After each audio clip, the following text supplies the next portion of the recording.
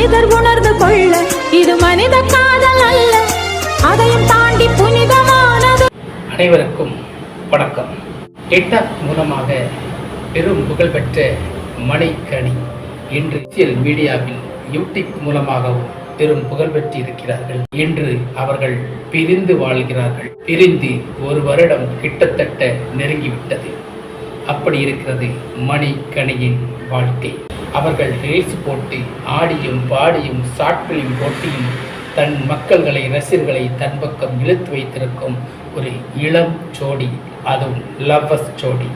இவர்களுக்கின் பிரிவுகளுக்கு காரணம் இன்று வரைக்கும் தொடர்கிறது. மணியும் கனியும் சேரப்போவதா ஒரு தகவல் வெளியாகிக் கொண்டிருக்கிறது. அதை பற்றி மணியிடம் கேட்டிருக்கிறார்கள்.